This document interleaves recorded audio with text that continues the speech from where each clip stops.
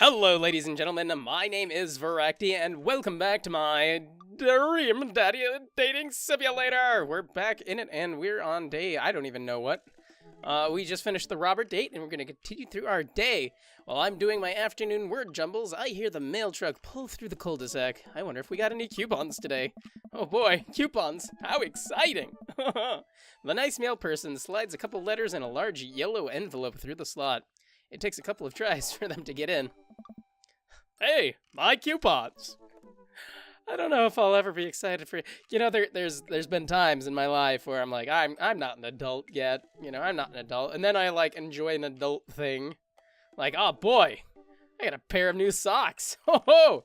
I never thought I would get there enjoying a pair of new socks, and that made me feel very adulty. But I don't know if I'll ever get to the hot dang coupons. I take a closer look at the large yellow envelope. I lightly knock on Amanda's door. She probably has headphones on. Amanda? She yells through the door. What? I have something for you. I'm kind of busy right now. Can you come back later? Okay. Just thought you'd want this big old envelope we got from HIA. Immediately, Amanda pushes her door open. Oh, suddenly she's not busy anymore. Huh, imagine that. Horn Institute for the Arts? I mean, if you're busy, I could come back, It's not a big... Father, please! I hand the envelope, which she tears open with her teeth. That's my girl. That's probably bad for your teeth. She doesn't seem to hear me and spits out a piece of envelope. She pulls out a letter and unfolds it. And... the suspense is killing me. This is her dream school. Like I am a dream daddy. Amanda's face is unreadable. I can't believe this. Oh, honey, it's okay if you didn't. I got in! Oh! I got in! Amanda tosses the letter aside and gives me a big hug. Oh! Just gonna hug my mic. Just gonna bump into it. Congrats, sweetie. That's amazing. I'm so proud of you. She pulls away and looks at the letter again. Oh my gosh. I really can't believe I got in. Well, of course you got in. You're a great student. You nailed that interview, and your photography is incredible. Wait, Dad. I know this one's really expensive, and it's so far away. I think for a moment. HIA was one of the more expensive schools that Amanda applied to, but I know she's had her heart set on it for the longest time. Time to crush your dreams. Just kidding. It'll be tough, but we're gonna make it work. Really? Of course. Amanda hugs me again. Thanks, Dad. Okay, sweetie. We're celebrating tonight. Dinner, your choice. Wherever you want. To add more onto the money pile. Wherever? Amanda and I walk along the bayside, tearing into our foil-wrapped burritos from a nearby food truck. It's a good choice. You could have chosen anywhere in Maple Bay. Cost was not a determining factor. Please, Dad. You know I'm a simple gal.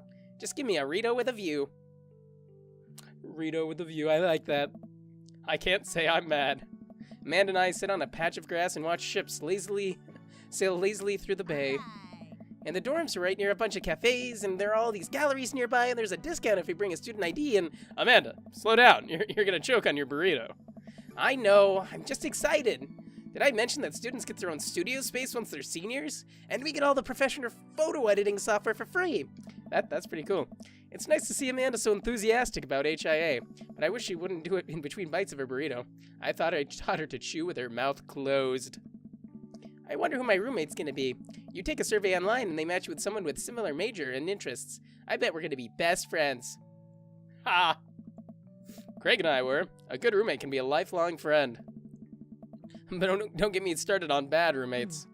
Oh no. I'm just kidding. We didn't have a bad roommate. Our only other roommate was a puppy that Craig brought home one night.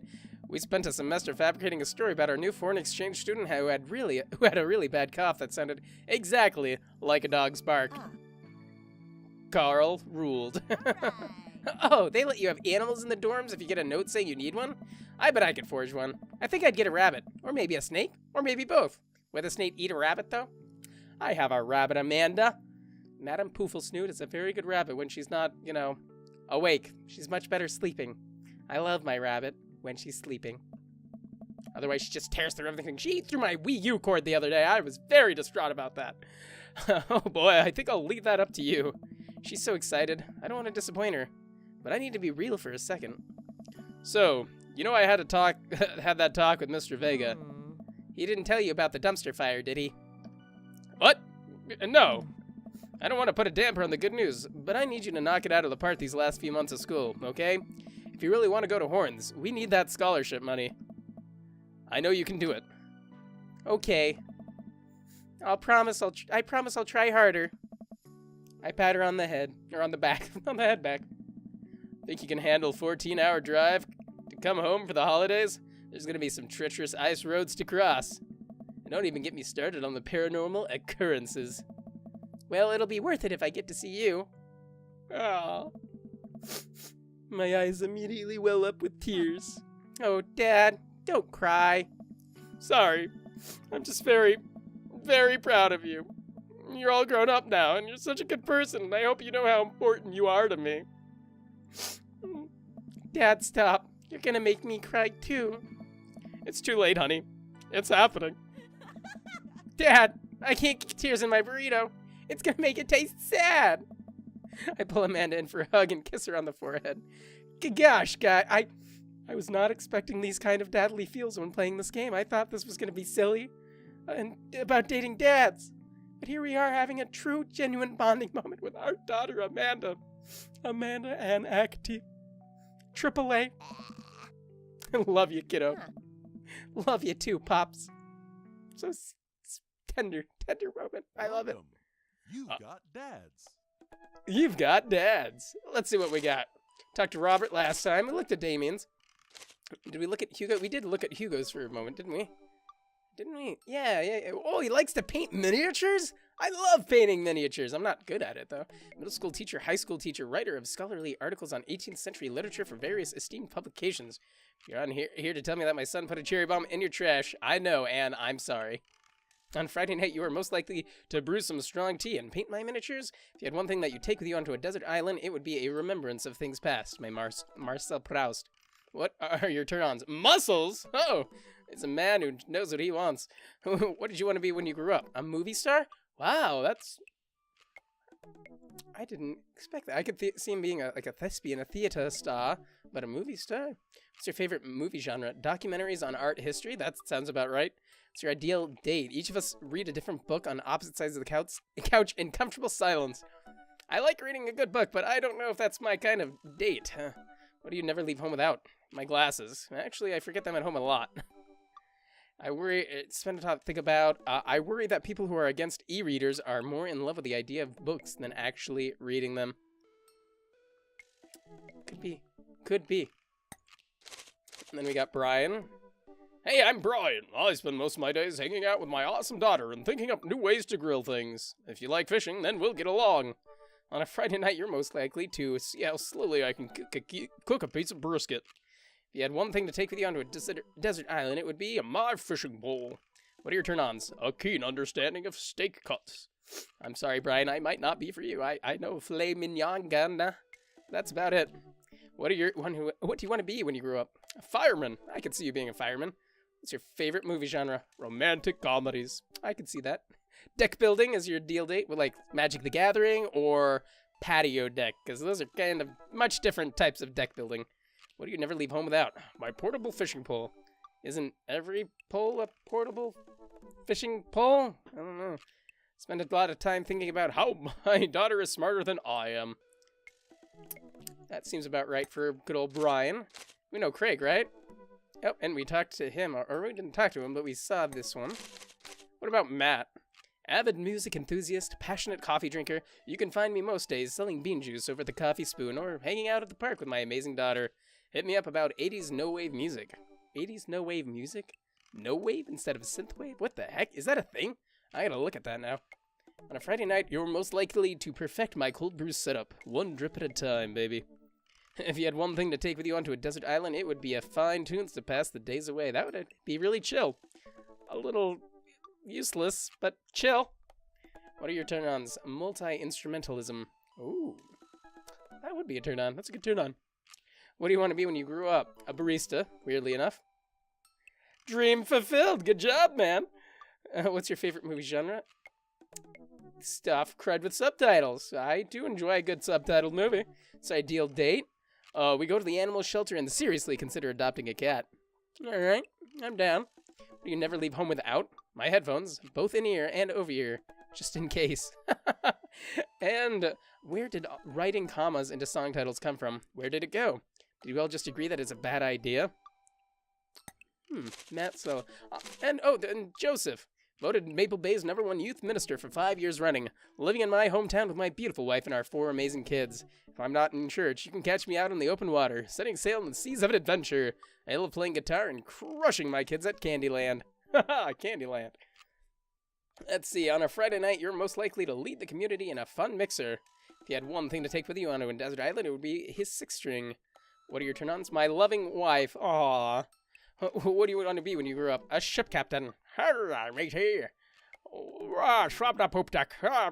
Feel-good movies. Ideal date is a lovely night on the town with my wife. And would never leave home without the good book. And he spent a lot of time thinking about how he can be a better man, husband, and father. You know, I haven't seen any more of this game than what I've played. But like I mentioned in the last episode, I've talked to some of my friends about this game and about this guy, and there does seem to be something wrong with him and his wife's marriage here. Perhaps that since you can date him, he's just hiding the fact that he's into other dads instead of his wife. Who doesn't seem like a terrible lady. She's just a bit of a sex panther, a cougar, if you will.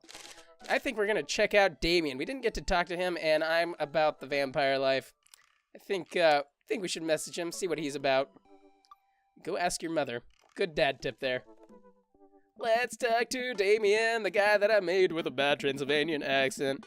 Damien seemed really interesting. A little odd, but interesting. That's my kind of type. Odd, but interesting. I think I should hang out with him to get to know him a little better. I navigate to Damien's dadbook page and type out a message. Hey dude, you seem cool. We should hang out some Tim. Oh, time. I thought I actually misspelled it. I sit there for a minute before I see that Damien's typing. Wow, he's a fast one. But he's probably going to say, not till after dark. And then he keeps typing. And typing. Man, is this guy writing a novel? I leave the computer to make some coffee. And he's still typing. I don't have any water on my desk right now, otherwise I would sip it. I'm not a coffee person, I'm just... Whoa, okay, whoa, wait, what about, there's... Hold on, Voraktee, I must go. Oh, wait, no, hold on, go back up. Can I not go back up? Wait, whoa, I missed it. Ah, balls. Can I go back? There's a lot there. We're gonna have to reread that when I edit this. Hey, Amanda, can you help me with something? Dad, for the last time, I'm not popping your back pimples. What kind of daughter won't pop my back pimples? No, not this time. Can you interpret this for me? I turn the computer to Amanda and she squints at Damien's message. Get the TLDR, please. I just don't understand NetSpeak. Like, is this how you kids communicate with each other now? Oh, totally. This is the hot new thing. See, Dad, kids got over saying LOL and LMAO or whatever, and to say that what they need to do is bring it back to the 1800s. So what do I do? Where's your pen and quill? What?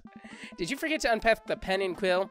Dad, how will we address the nobleman in regards to your upcoming debut to the debutante ball? Okay, now I know you're messing with me.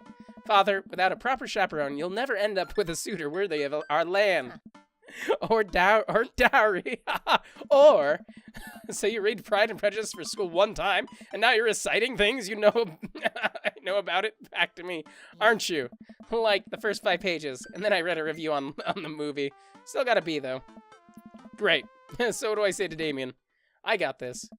Amanda reaches over to me and types on the keyboard. Okay. For goodness, however, I believe our first meeting did not paint me in a gentlemanly manner. I would have liked, I'd be flattered to enjoy your companionship of the residents for an afternoon tea. Oh, I like tea. And stroll around the garden. Should it please you, till then, adieu, your humbled D. Bloodmarch. Sure thing, dude. Regards, Voraktee. Amanda hits send and smiles at me. Well, I suppose that's that. We're gonna... Alright. I'm down for this house. I make the short walk over to Damien's house. Well, I guess you can't really call it a house. It's more of a manor, estate. The Gothic architecture looms above the other homes in the cul-de-sac. I want to see, like, an outward view of like all the homes in this cul-de-sac. If any of you guys have something like that or made something or drew something, I would love to see all the houses and then just see this manor in the corner on the top or whatever. I walk past a couple of gargoyles guarding the front door and look for a doorbell. There doesn't seem to be one. Of course, Voraktee, you gotta use the big old door knocker. Pull the large, ornately carved bat's head door knocker back, and a hollow sound echoes throughout the house as I strike it against the door. I wait several moments before the door slowly creaks open. Ah, man, this is how I get my blood drunk. This is it. It's a little creepy, but I enter the home and take a few steps into the foyer, noting the oil portraits of who I assume are dead relatives hanging on the wall. Whoa! As I'm admiring them, the front door slams shut behind me. Dang, that dog dough. Oh, I love his skeletons. Oh, dang, this guy has a rad house. This is kind of like, this would be one of my ideal houses. I would love a Victorian house like this. Hello? Silence. An oil lamp in the corner flickers dimly, casting ominous shadows against the wall. Why do I feel like all the people in these paintings are staring straight at me? Why is it so cold in here? Where's Damien? Voraktee, a pleasure to have you in my home. I look up and see Damien standing atop a majestic staircase with a walking candle holder. What's with the door slamming shut? Oh, sorry, there was a draft. And the door creaking open when I knocked. I accidentally left the door unlocked.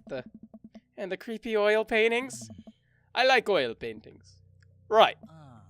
Right. Please, let me show you around. Oh, okay. Damien leads me around his house, showcasing his parlor, sitting room, auxiliary sitting room, and the parlor again for some reason. Man, I wish it was... I love the general tune for this game, but I wish it had that creepy ambiance throughout the entire thing. That would have been great. This is one of the older homes on the block, yes, but nowhere near as old as the architecture might suggest. Through extensive renovations, I have been able to craft a residence that is both historically accurate to the Victorian period and equipped with the amenities of any modern dwelling. I like it. I dig it. We walk past a door covered in bumper stickers, caution tape, and a black parade poster. Did they listen to My Chemical Romance in the Victorian era? That's my son's room. You know how the rebellious teenage years are. Onward, onward, there is more to see. We reach a door at the end of the hall that Damien opens with a flourish. A flourish. I like it. I like Damien's style. Look at his extensive butterfly collection. And this is the library. Sunlight streams in from floor to ceiling arched windows. The walls are lined with packed bookshelves, and even more books are scattered over the period-appropriate furniture. Damien is clearly really proud of this room, as he should be. Look out the window, look at the butterflies, pick up the book. I'm gonna look at the butterflies. I walk up to the glass display of pinned bugs on the wall. It's pretty impressive. Nice bugs. I pinned them all myself. Maybe I could show you how sometime. I'm concerned I would stick the pin right through my finger.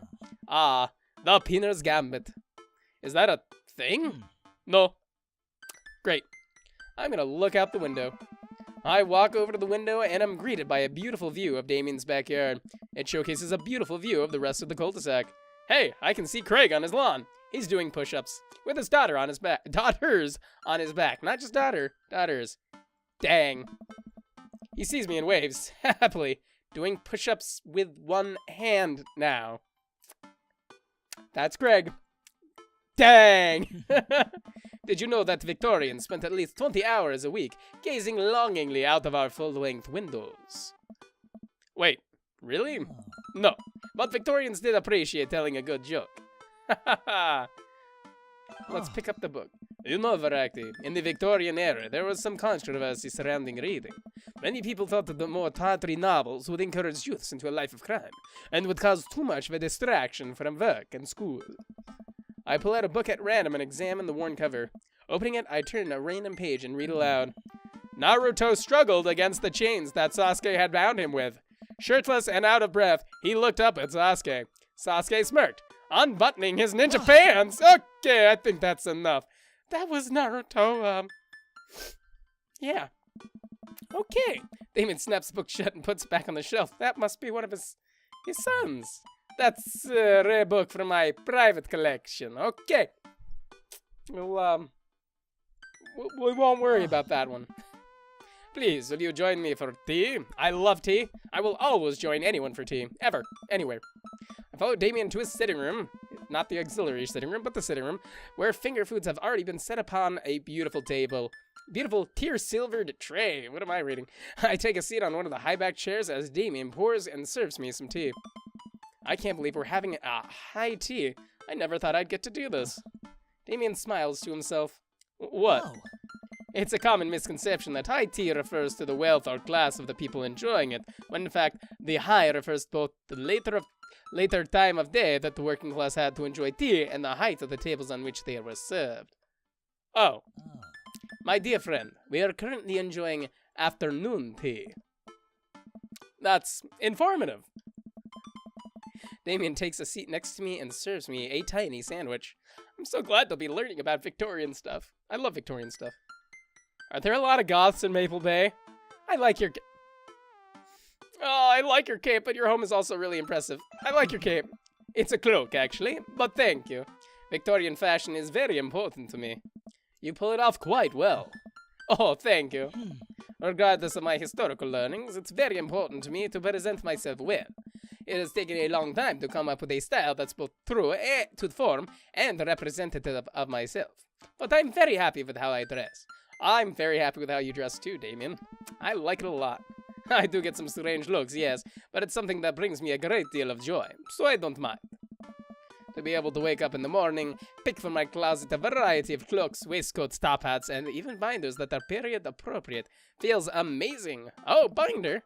You wear top hats? That's the one he picks. That's the one I would pick too. I love top hats. You don't? No, I personally love wearing a good top hat. Like I mentioned before, I would wear top hats for my my Let's Plays, but they just won't fit on top of my headset. What got you so interested in goth stuff? Well, when I was a young boy, my father, did he take you into the city to see a marching band?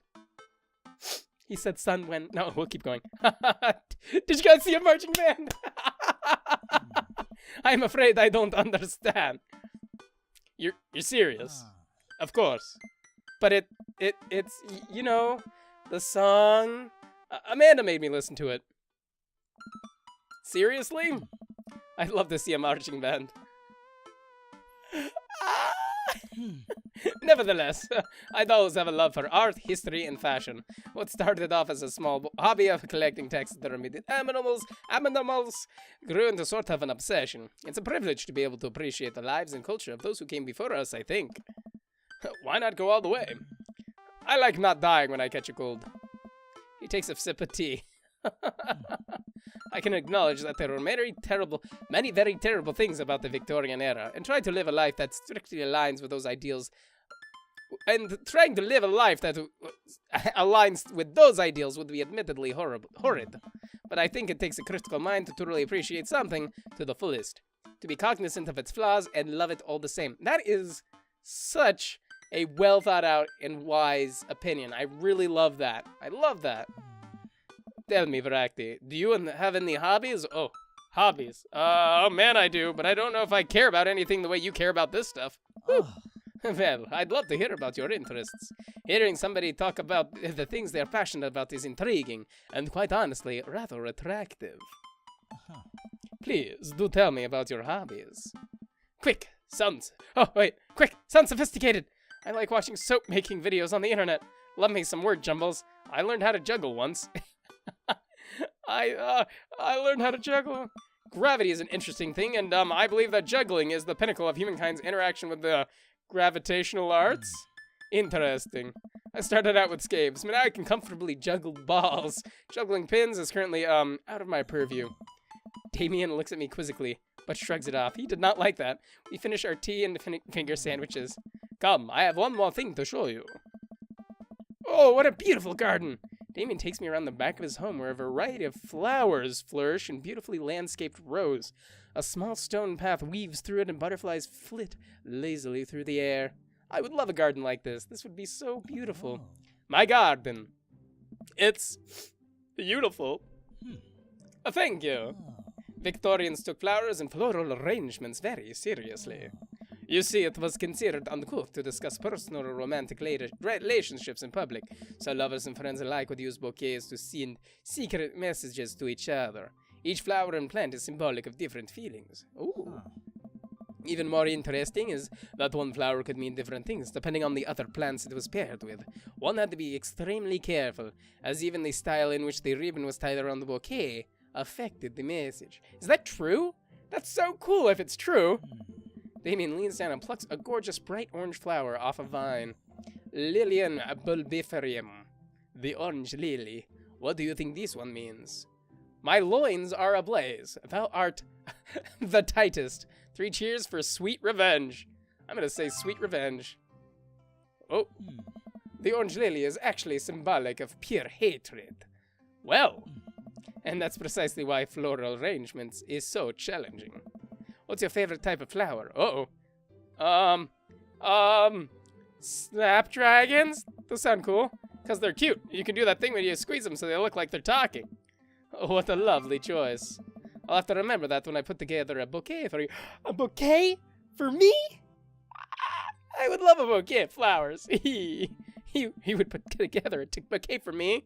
Nobody's ever given me a bouquet before. I follow Damien down through the footpath and admire more of his beautiful flowers. Suddenly, a phone rings. Oh, Voraktee.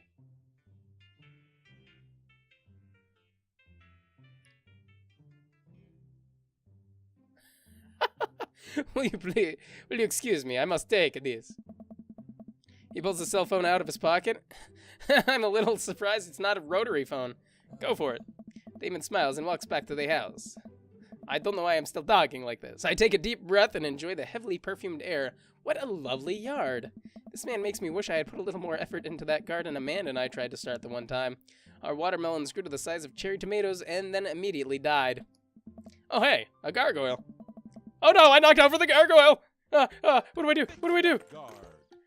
Fix that garg. All right. Oh no. Oh crud. That's not how we do. Okay, this looks like the biggest piece. Oh, this isn't gonna go well. Oh no. I think this is the next piece, right? Is that about right? Nope, that's not right. No, that's the head. That's the head. Oh, and I can fix. Ah, crud, I can rotate it too. Wait, that looks right. There we go. Is that right?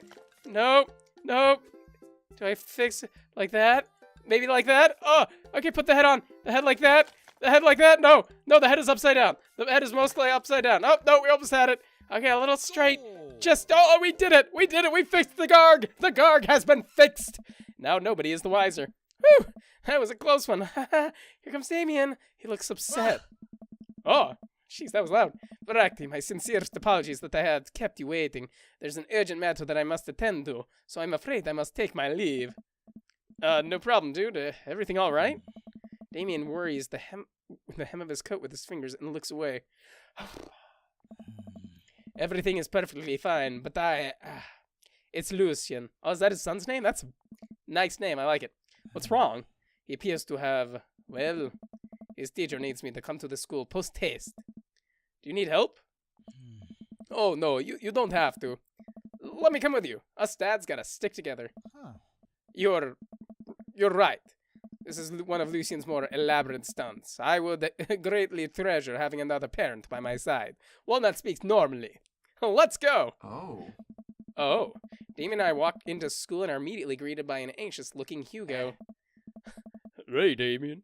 You're here.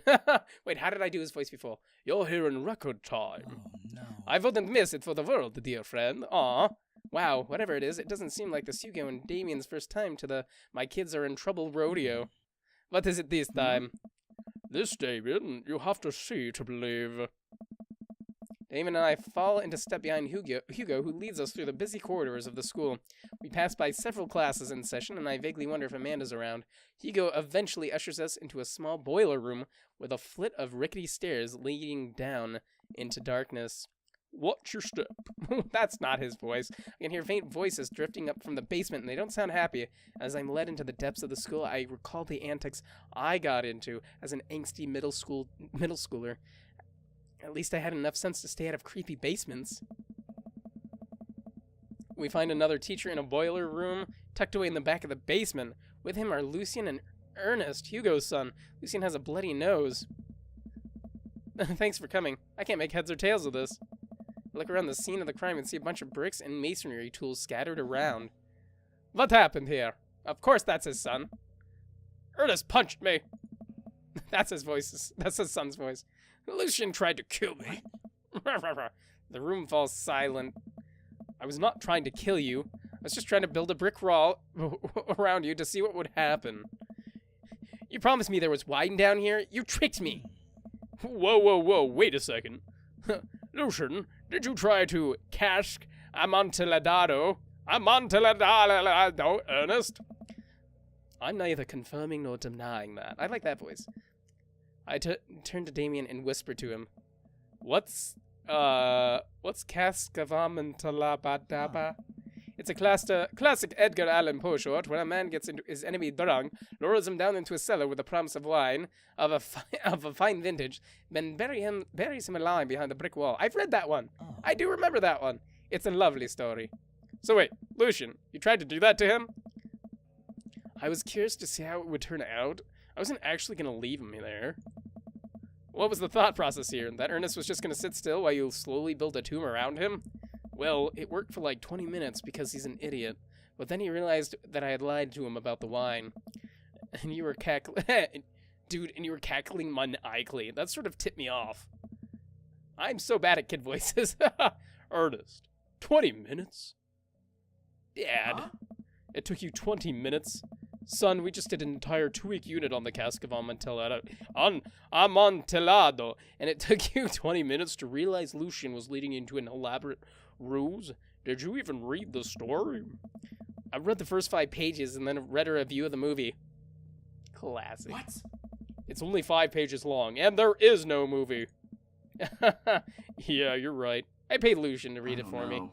Actually, he didn't even pay me. So when you think about it, this was me teaching him a lesson. Damien and Hugo both have their heads in their hands. Oh boy, you guys are always telling me to engage in the literature, and I did. I don't see a problem here. Alright, I'm filing this under what the heck. Don't do whatever that was again. You two are both suspended for a week. Ernest and Lucien high five? What the heck? The teacher starts to stomp off the stairs. Teacher, Hugo, I'll cover your class. Take your son home. Mr. Bloodmarch, you too. Thank you for your mediation. And I was totally not necessary here. We all head up the stairs and out of the school in tense silence. Jeez. Lucien, Damien, and I all pile into my car and begin to drive home. Lucien immediately puts on his hood and stares out the window angrily.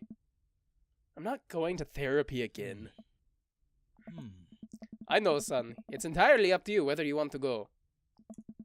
But I care about you and I can see that you're struggling. So if you decide that you would like to speak to a professional about your feelings, we can do that too. Maybe you can spend this next week looking for a summer job, I know that you want to own your own car. I can't believe Damien's keeping his cool. I'm impressed.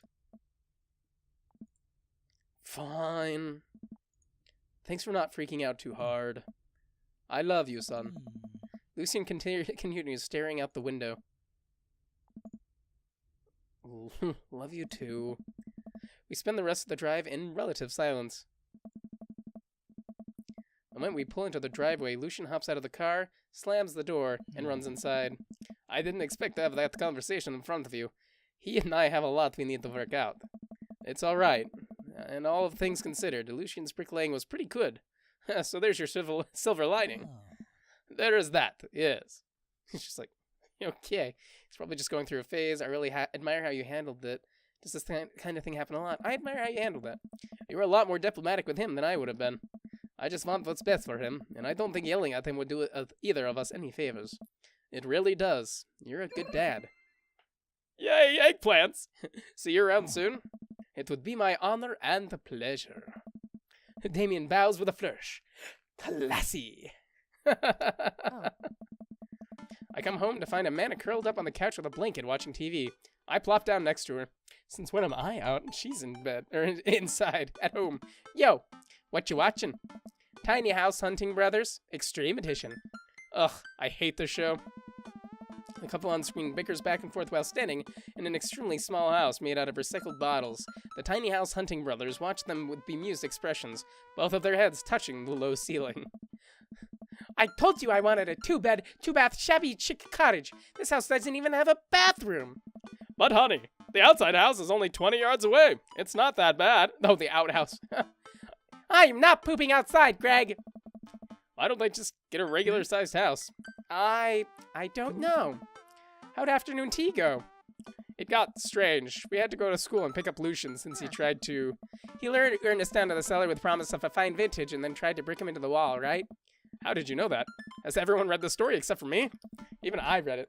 Lucian live streamed the entire thing. This entire day is beyond me. But otherwise, it was a fun day. That Damien guy is a character, but he's really good company, and a surprisingly diplomatic dad. I dig his style. You know what? Me too. Laserdisc is clearly the superior digital video format. Date complete! Yeah, dad points. What do those do? I have no idea, but we're getting them. Oh! The jammiest bits of jam. I'm not quite sure what that one means. I read it in an article once about the Victorian era. Oh, okay. This is the jammiest jam. Yeah. We got Goofy, Protective Dad, Goth, only a little bit of Goth, lots of Victorian, a good amount of basement, and plenty afternoon tea. It's good to see that Damien is a really good dad and that he handles the things that his son struggles with so well. I'm really glad to see that, and I think it's really important to handle those things. You can't make, anybody else that you care about go see professional help if they don't want to when they're struggling with those sorts of things. But it's always good to encourage them and nudge them and just let them know that you support them. It's such a big deal. I really appreciate that. That's a great way to do it. And avoiding yelling is always important. You can't bring anger into this. You can't bring a hot temper into it, or the situation's going to devolve and things are just going to get worse. Good job, Damien. Good job. I really like Damien. Damien's got a really cool sense of style, and I personally love Victorian stuff. Victorian era things are one of my it's one of my favorite eras of all time. It's the architecture is awesome, and come on, wearing a cape is awesome, and top hats, I love it. What kind of era is your favorite? Would you live a Victorian era, or would you choose a different era? Let me know in the comments below, and let me know what you thought of this episode as well. Did you enjoy the date? Is Damien your kind of dad to date, or do you like one of the others? I'm curious, and I want to hear from you. But I hope you enjoyed watching as much as I enjoyed playing. Either way, thank you so much for making my play experience your play experience. Please remember to go down into that basement, and once you find a bricked casket, tear it down to find that small, scared child on the inside. And press the subscribe button that he's holding as well while you're at it. And I'll see you guys next time. Bye. This is my old room, huh? Oh man, look, I'm back to my old room here. What a room to have. Not depressing at all. Okay, I've determined that it may not have been the best idea to go into the shark room.